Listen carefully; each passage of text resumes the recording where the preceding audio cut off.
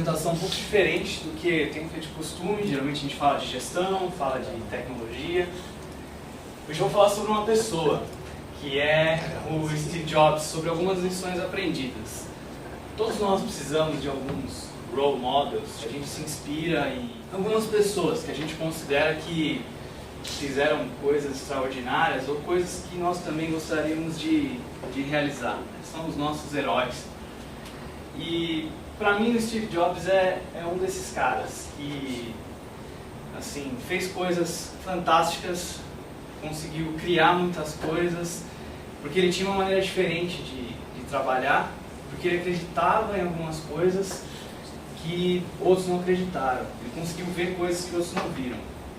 Eu li o livro, a biografia lá do Walter Isaacson, que é um biógrafo que fez também outras biografias, como a do Einstein, biografia do Abraham Lincoln, não, Benjamin Franklin também. Então, um biógrafo, escreve para a revista Times. Muito bom, recomendo que vocês leiam. Assim, de maneira nenhuma, o que eu vou apresentar hoje substitui a experiência de ler a biografia.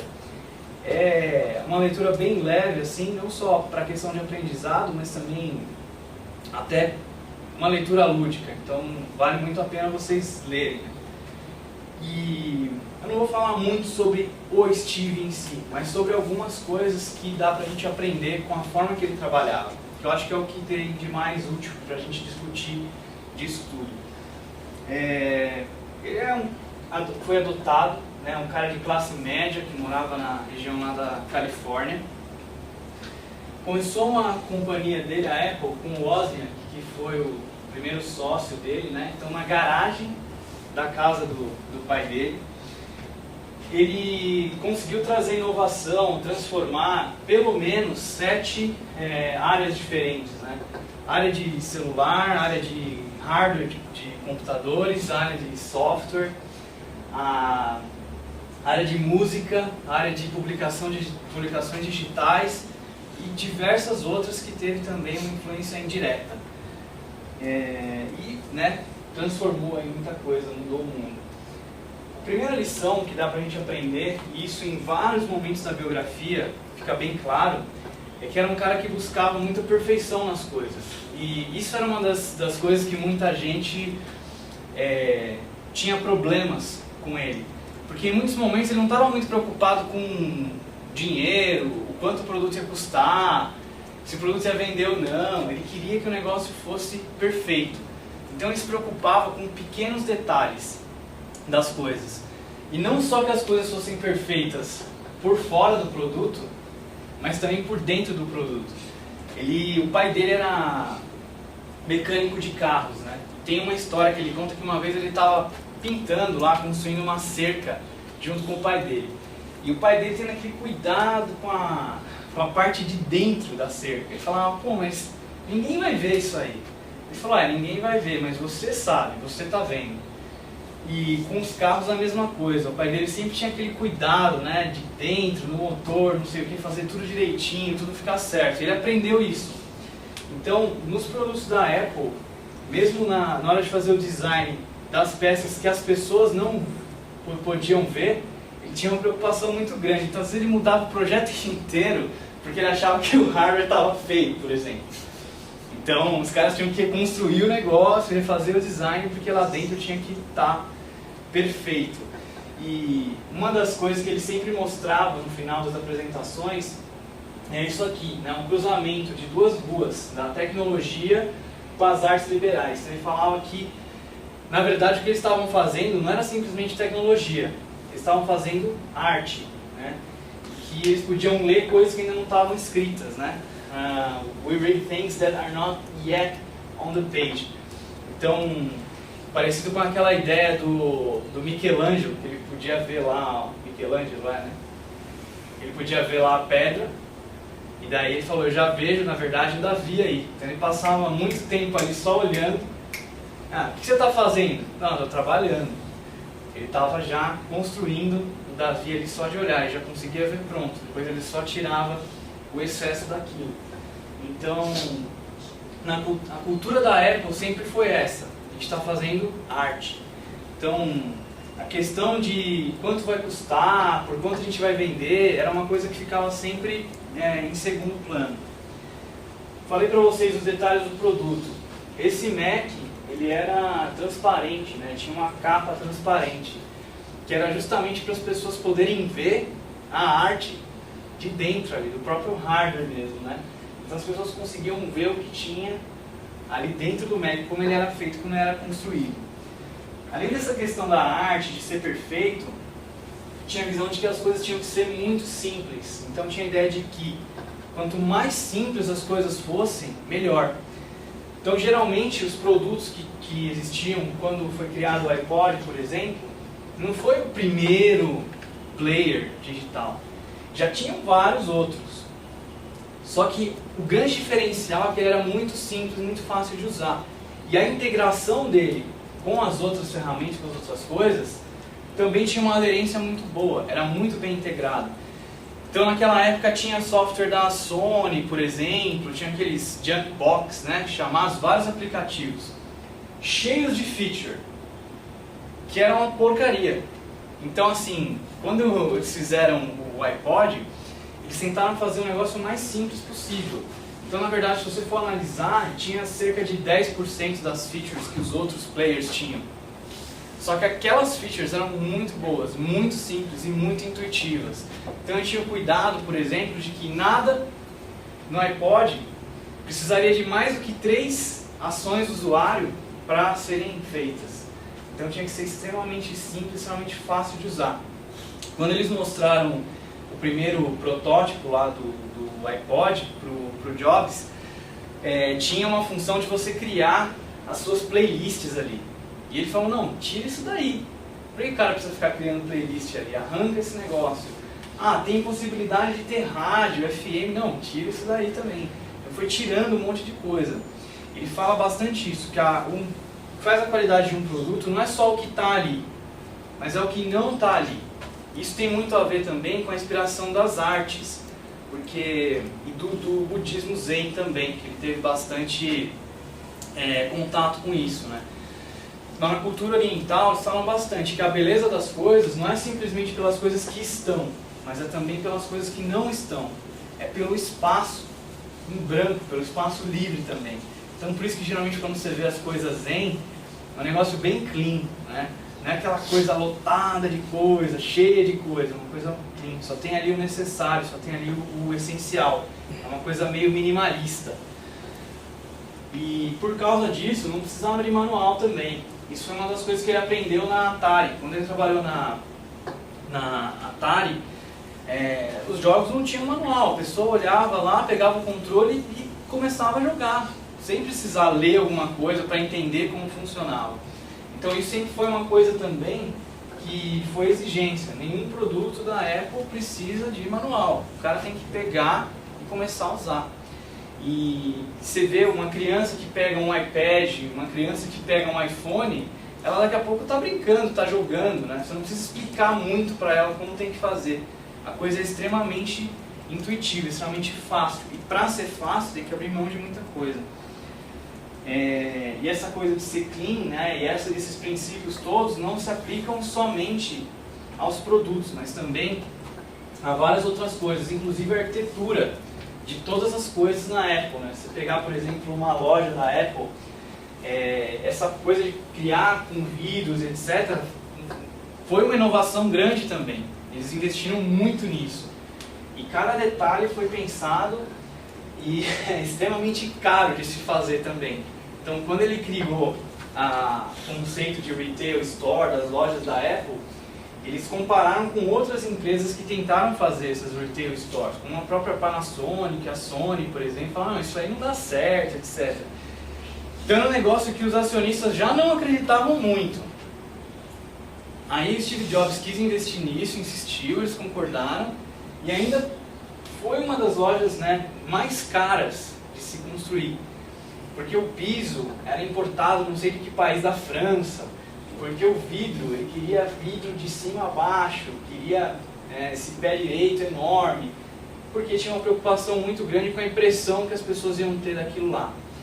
A caixa do produto era uma coisa muito pensada. Qual que é a experiência do usuário, da pessoa quando ela compra um equipamento da Apple, a experiência de abrir a caixa, de ligar pela primeira vez, era uma coisa que eles se preocupavam muito também.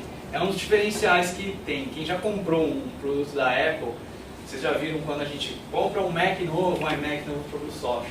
A experiência de abrir o negócio, você percebe que está tudo encaixadinho, foi tudo pensado para que você tenha uma experiência diferente. Então, minimalista também, todas as coisas, o mouse, o trackpad, o próprio equipamento, sem distrações, sem coisas para te distrair, para atrapalhar. Uma briga que ele teve a vida inteira foi com o cooler. Ele achava que o cooler era uma distração, um negócio que atrapalhava, que fazia barulho, né, etc.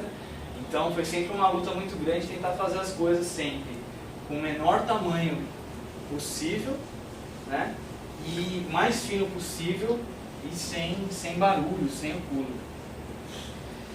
Uma coisa que ele aprendeu quando ele foi para a Índia, né, fez aquela viagem dele para a Índia, passou um tempo lá quando era adolescente, é sobre a intuição. Fala que os indianos lá, eles utilizam muito mais a intuição do que o intelecto. E nos Estados Unidos, os americanos são diferentes, porque o intelecto é muito mais importante que a intuição. Então ele sempre procurou equilibrar essas duas coisas. Foi um dos aprendizados que ele trouxe desse budismo zen, né? Que foi uma das coisas que acompanhou ele a vida inteira também. Essa foi uma das razões pelas quais ele insistia tanto para que as coisas fossem intuitivas. E a importância sempre do produto, do investimento, né? Aqui tem uma comparação de você olhar para um iMac, você olhar para um PC qualquer, né? Dei o exemplo da Dell aqui, mas podia ser qualquer outro. Então você percebe que esses princípios, essas coisas que eu estou falando, eram levadas muito a sério.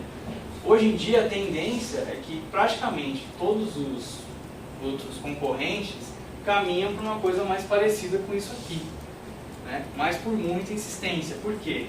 Para a maioria dos acionistas, o que importava, para a maioria das empresas, eram os recursos que o computador tinha, mais memória, mais rápido, não sei o quê. E o Steve Jobs era um dos caras que estava indo na direção contrária, né? Além disso, o que importa é também o negócio ser minimalista, o negócio ser clean, ter só o que realmente é necessário. E um diferencial em relação aos concorrentes também é que o design sempre vinha primeiro, não a engenharia. Então primeiro eles pensavam como que o negócio tinha que ser, para depois pensar como que eles iam fazer para que dentro daquele design coubesse o hardware ali e eles pudessem fazer de alguma maneira. Então, geralmente nas outras empresas, primeiro eles pensam na engenharia. Primeiro vamos pensar lá no motor do carro, tem que ter tantos giros, não sei o que, etc. Depois vamos pensar num design que a gente consiga enfiar esse motor dentro e mesmo assim fique bonito. Na Apple era o contrário. Primeiro vamos pensar no design do negócio, depois a gente pensa como é que a gente faz para enfiar um hardware dentro daquele design para ficar bom. Uma coisa que parece boba, né, mas que lá desde o primeiro sistema operacional da Apple, o cara conseguiu fazer um algoritmo para construir círculos rápido, que era uma coisa que hoje a gente acha ridícula, mas naquela época era uma coisa difícil de se fazer, essa parte de UI, né? Uma coisa relativamente nova. Tinha lá o da Xerox, as coisas que eles tinham feito no laboratório, e aí estavam surgindo as primeiras versões do Windows, as primeiras versões do Mac. E aí o Steve Jobs veio com essa conversa de bordas arredondadas. E aí falou pro cara, não, esse negócio de círculo, legal, mas não é tanta coisa assim. Quero ver você fazer bordas arredondadas, quero que isso seja feito rápido, seja renderizado muito rápido. Ele levou os caras para dar uma volta lá na Califórnia e começou a mostrar várias coisas no caminho que tinham bordas arredondadas. E ele conseguiu convencer os caras a muito custo a fazer um algoritmo que fizesse bordas arredondadas. E os primeiros botões lá do Mac, né, desde as primeiras versões já tinham essas bordas arredondadas, as janelas, né? E até hoje tudo é assim. Se olhar para o Mac, a bordinha arredondada. Se olhar para o iPhone, tem a bordinha arredondada. Se olhar para o iPad, tem a bordinha arredondada. Então todos os designs sempre vão levando essa característica aí. Ele fazia, quando a Apple começou a crescer e tal, ele passou a fazer um retiro com os top 100, né, da empresa. A ideia dele era assim, se eu tivesse que fundar uma empresa nova hoje, tivesse que escolher 100 pessoas, quem eu levaria? Então ele escolheria essas 100 pessoas e levaria essas pessoas para um retiro. Lá nesse retiro, além de outras coisas que eles faziam, ele tentava pegar as 10 melhores ideias, quais são as 10 coisas que a gente deveria fazer na Apple agora. E todo mundo colaborava, esses 100 melhores aí com ideias e tal. Aí ele chegava com as 10 ideias, escrevia na lousa e falava, mas agora a gente só pode fazer 3. Aí riscava 7 e ficava com aquelas 3 ideias, e era naquilo que eles investiam no ano seguinte, né? Ele tinha muitas ideias de foco. Não adianta vocês querem fazer milhares de coisas mal feitas, mas tem que ter um foco de fazer aquelas 3 coisas bem feitas. Então ele fala, para você sempre ter essas 3 prioridades na sua empresa, está focado sempre nessas 3 coisas. Quando eu falei do iPad, do iPod, que ele tirou a questão das playlists, né? Então assim, sem falar, a gente sempre tem que colocar as coisas num nível em que elas permaneçam sempre intuitivas. Então, o que eles fizeram? Eles colocaram a criação de playlists no iTunes. Então, o cara tinha aquela feature, só que num nível em que aquilo pudesse ser fácil, pudesse ser intuitivo. Se fosse no iPod, ia ser uma porcaria, você não ia conseguir montar direito, ia ficar brigando com aqueles botõezinhos e tal. Mas no Mac fica muito simples, fica muito fácil. Então é um aprendizado também, né? Não é você tentar brigar com a complexidade, mas colocar a complexidade no lugar certo. A gente falou sobre isso, reduzir a funcionalidade também para reduzir a complexidade. Controle de ponta a ponta. Isso sempre foi uma briga e uma crítica, né, da maioria das pessoas que não gostam da Apple, inclusive a comunidade de Android, o pessoal da Microsoft, sempre fala assim, não, a gente dá liberdade para o usuário escolher. E quando eles fizeram a loja de música, a loja de aplicativos, teve aquela briga, porque você não pode simplesmente colocar um aplicativo lá. Aquele aplicativo tem que ser aprovado pela Apple. E a Apple nunca permitiu, por exemplo, pornografia. Então, a indústria pornográfica sempre quis aproveitar esse mercado de aplicativos para vender aplicativos pornográficos. Isso era uma coisa dele, ele ia contra. Porque ele queria que as crianças pudessem usar o negócio sem problemas, não queria ter que ficar lidando com isso. Ele não queria que aplicativos que comessem a bateria do iPhone pudessem ser vendidos, porque isso ia prejudicar a experiência final do usuário. Ele estava preocupado com a experiência final do usuário. Se isso significasse que ele tivesse que controlar tudo que pode entrar ou não, para garantir que o usuário não vai poder acessar um software ruim, era isso que eles faziam. Então, ele falava, você tem liberdade de usar um equipamento sem pornografia, você tem liberdade para usar um equipamento que não tenha softwares que vão consumir a sua bateria e por aí vai, ou que vão te enganar, que vão te pregar peças, etc. Então a Apple fazia esse controle. E justamente porque eles tinham esse controle de ponta a ponta, que eles conseguiam oferecer uma experiência tão boa, que foi o que deu certo, que foi o que fez essa virada na indústria da música. Então ele tinha o controle do que entrava e do que não entrava, ele tinha o controle do equipamento que tocava a música, ele tinha controle do software que gerenciava tudo isso, da loja em que você comprava as músicas e transmitia por equipamentos também. A mesma coisa na questão dos aplicativos. Então isso foi um grande diferencial que fez com que as coisas pudessem ser mantidas com esses mesmos princípios de simplicidade, intuitivo, fácil de usar, desde do início até o fim. Pensavam também sempre em reduzir todos os passos desnecessários, né? Então tudo que a gente puder diminuir, todo passo que a gente puder reduzir, a gente reduz. Isso em todo o sistema, em todo o software da Apple era pensado. E falava também, você tem que fazer direito, tem que entregar direito. Não faz as coisas de qualquer jeito para consertar depois. Então era uma briga grande também que ele tinha lá com os acionistas da Apple. Muitas vezes ele atrasava o lançamento dos produtos, mais 2 meses, mais 1 mês, porque o negócio tinha que ser não sei quanto mais fino, porque tinha que reduzir uma etapa, porque tinha que fazer diferente.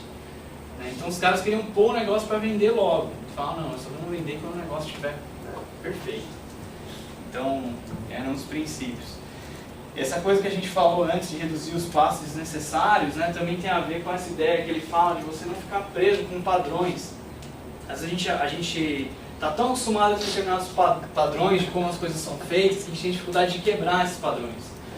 Como, por exemplo, o botão de ligar e desligar. Todo equipamento eletrônico praticamente tem essa funcionalidade. Você liga, desliga, liga e desliga. Ele fala, não, o iPhone não precisa, o iPod não precisa do botão de ligar e desligar. A hora que o cara parar de usar, desliga. A hora que ele apertar um botão de novo, você liga. Então, no começo, ninguém queria fazer isso. Também foi uma... ele falava, não precisa fazer um botão de ligar e desligar. É uma coisa a menos. Então, o que a gente pode tirar?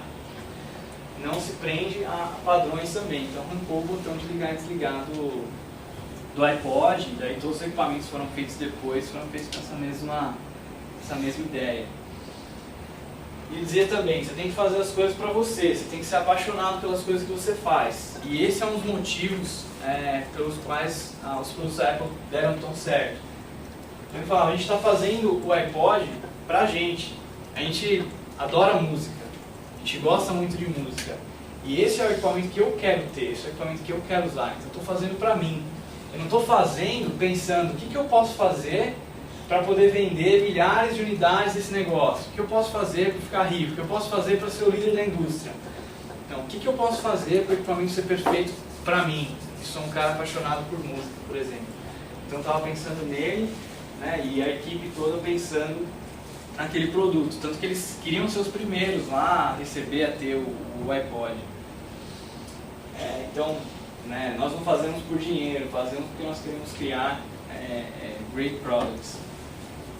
E também deu essa dica até para os caras da Google, quando foram pedir conselho para ele, de que as pessoas de vendas nunca podem... como é que eu posso traduzir isso aqui, né? Run a company. Não pode dirigir uma companhia, não pode ser os caras que estão à frente, que tomam as decisões. Porque se esses caras fazem isso, os caras de produto acabam perdendo a importância na empresa e vão embora. O cara de venda quer vender, não importa a que custo, não está tão preocupado nessa perfeição do produto. Ele fala isso principalmente porque ele contratou o Scali lá da Pepsi, é uma história conhecida, né? Ele chegou pro cara e falou assim, você quer fazer água com açúcar pro resto da tua vida ou você quer mudar o mundo? Foi como ele conseguiu tirar o Scali lá, que era CEO da Pepsi, para ser o CEO da Apple. Naquela época ele ainda estava muito jovem, não tinha maturidade para ser um CEO, né? Então precisava de alguém para fazer esse papel e ele era chairman na Apple. E ele era um cara de venda, o Scali. Então ele estava muito preocupado sempre, a gente precisa maximizar os lucros. E isso muitas vezes acabava fazendo com que os produtos ficassem uma porcaria. Foi a época que o Steve saiu da Apple, a Apple entrou em declínio, daí depois ele volta, depois a Next, depois a Pixar e retoma. E quando ele voltou, a Apple tinha um monte de produto, por causa desse negócio de maximizar lucros, de atender todos os públicos, não sei o quê. E a primeira coisa que ele fez foi desenhar isso aqui num quadro. E ele fez esse quadrante aqui. A gente tem que atender desktop e portátil para profissional e consumidor. É isso. Todos os produtos a gente vai jogar fora. Imagine ele falando isso para os caras que tinham investido milhares e milhares de dólares, anos para criar produtos, e eles iam pegar aqueles produtos todos e jogar no lixo. Falar, a gente vai focar nisso aqui. Daqui para frente é isso aqui que nós vamos fazer. Então a questão do foco de novo. Foi o que ele retomou quando voltou para a Apple. Então, pensando na simplicidade, de fazer o produto sempre o mais fácil possível para o usuário. E para isso, você deve pensar assim, a gente tem que perguntar para o usuário o que ele quer, tem que perguntar para o usuário o que ele precisa. O que a gente vai fazer o mais simples possível para ele que sabe o que é mais simples para ele, né? Aqui era o contrário, ele falava, não dá aos clientes o que eles querem, o que eles sabem que eles querem, você tem que mostrar para eles o que eles querem. Então ele também fala bastante da frase do Ford. O Ford falou, se eu perguntasse para os meus clientes o que eles iam dizer que queriam cavalos mais rápidos. Eu mostrei para eles o carro. Eles queriam o carro, mas eles não sabiam que queriam o carro. Eles achavam que queriam cavalos mais rápidos. Então é bem essa ideia. Ele não estava nem aí para o negócio de focus groups, vamos reunir os caras, começar a usar o negócio. Não, ele que era o cara que decidia o que ia ter e o que não ia ter no produto. Ele era muito controlador, era tudo centralizado nele. Essa era uma das características dele também. Ele tomava essas decisões todas de produto. E esse sempre foi o slogan da Apple, né? Think different. Teve até uma briga, porque o pessoal falava que o correto na gramática era think differently. Não, é think different. Você tem que pensar diferente, não pensar de forma diferente. Mas foi até uma questão por causa da briga que eles tiveram com a IBM, né, de querer criar uma empresa diferente. Tem até um vídeo famoso da Apple, de um comercial que eles fizeram, que apareceu o Big Brother lá, que representava a IBM e tal, depois vocês dão uma olhada. Então era uma empresa que representava uma mudança mesmo, de filosofia e tudo mais. Pensava diferente de tudo que tinha na época em relação à empresa de tecnologia, né? E falava da importância também de você construir uma companhia que tenha uma posição, que está ali por alguma coisa. No final do livro, do Walter Isaacson, o Steve Jobs escreve um capítulo. Ele fala assim, até ele e o Bill Gates tinham aquelas brigas, mas no fundo eram amigos também, estavam sempre conversando. No final tem um jantar lá, que o cara conta dele com o Bill Gates, que eles falam sobre tudo que fizeram, né, no passado e tal. E ele fala assim, o Bill Gates, né, acabou conseguindo ser o cara que ganhou mais dinheiro por aqui, né, o cara que se tornou o cara mais rico do mundo, conseguiu vender mais e tal. Só que os produtos dele sempre foram ruins, sempre foram cheios de problemas, cheios de coisa, né? E eu fico pensando até que ponto era realmente dinheiro que ele queria. Se não era também construir grandes produtos, né? Então é como se ele tivesse se perdido ali no meio do caminho. Então quando você tem um posicionamento, você permanece nele, você luta por aquilo. Quando você não tem essa coisa bem clara, você fica mudando para onde você acha que o negócio vai dar mais dinheiro. Então é importante você ter essa filosofia clara e manter o que você está fazendo, manter a empresa sempre direcionada naquilo, acreditar no que você está fazendo e manter o seu posicionamento. Uma coisa também que era diferente das outras companhias é que a maior parte das empresas é dividida por divisões. E essas divisões geralmente têm problemas de integração entre as coisas. Então, quando a Sony tentou fazer a revolução lá na indústria musical, fazer a loja de música, que juntava com equipamento, que tinha lá o DRM para evitar que o cara comprasse a música e distribuísse, etc. Eles até conseguiram acertar em algumas coisas, mas quando você colocava o todo para funcionar junto, o negócio não funcionava, não tinha aquela integração. Então, o Steve Jobs, ele não tocava a Apple como divisões que trabalham totalmente separadas, ele tocava como uma coisa só. Estava muito próximo, muito integrado, todo mundo trabalhando junto, o pessoal de hardware, o pessoal de software, de design, de projeto, então era uma coisa única. Não eram divisões da empresa que trabalhavam completamente de forma independente e que depois você tinha que integrar aquilo para fazer a coisa funcionar junto. Acreditava muito nessa ideia também, né, de não ficar tentando prever o que vai acontecer no futuro e aí, de acordo com a sua previsão do que vai acontecer no futuro, você tentar levar a sua empresa para um lado, para o outro, tomar decisões pelo que você acha que os consumidores vão querer, porque a geração Y, porque não sei o que. Ele fala, não, você tem que criar o futuro. Pensa nas possibilidades, pensa como poderia ser melhor, e aí você cria o futuro. Ele era muito conhecido também pelo temperamento dele, de ser meio, assim, até temperamental, né? Um cara que muda muito, de ficar muito nervoso de uma hora para outra, maltrata as pessoas, né? Tem até no filme, devem ter visto, Os Piratas do Vale do Silício, mostra um pouquinho disso aí. Ele acreditava muito que só podia trabalhar com esses tais de A-players, que são os caras ferrados, o cara que é muito bom naquilo que faz. Ele falava, você tem que evitar, assim, foge que nem o diabo foge da cruz, do B e do C player. Porque se você contratar um B player na sua empresa, daqui a pouco está cheio de C player. Né? Que são os caras medíocres aqui, e aqui são os caras que estão abaixo da linha da mediocridade, naquilo que eles fazem. Né? O cara que trabalha por dinheiro, o cara que quero levar a vida, né? Não é o cara que quer fazer uma coisa fantástica, que quer mudar o mundo. Né? Então, ele falava o seguinte, muitas vezes as pessoas achavam que o que ele estava pedindo para elas fazerem era impossível. Ó, você tem que fazer isso aqui uma semana. A gente tem lá o press conference, a gente tem que apresentar isso aqui pra mídia aqui em uma semana. E o cara não acreditava que ele poderia fazer em uma semana. Ele falava, não, você pode fazer, dá pra fazer, é possível fazer. Ele falava assim, se é impossível, se você pudesse salvar a vida de uma pessoa para fazer isso aqui botar 15 segundos mais rápido, dá? Você conseguiria? Ah, acho que sim. O cara não acreditava que dava para fazer o boot ficar mais rápido, né? Uma das coisas também que foi um diferencial grande dos Macs, o tempo de ligar o negócio. E aí o cara começou a explicar a teoria para ele, por que não dava, por que tinha que fazer aquilo, por que tinha que fazer aquilo. Ele falou, não, para, não quero saber. Se tivesse que salvar a vida de alguém, você conseguiria fazer esse negócio para 15 minutos mais rápido? Ah, acho que sim, então tenta aí. Ele fazia o cara acreditar que aquilo era possível e o cara conseguia. Então, uma das coisas que, mesmo as pessoas que não gostavam dele no livro, isso é um negócio bem legal da biografia, né?